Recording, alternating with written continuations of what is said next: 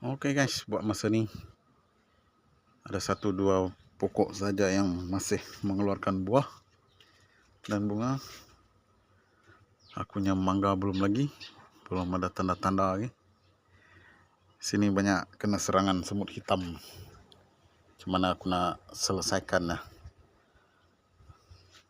Cuma satu je, aku ada satu riksek yang boleh bunuh semut-semut hitam ni.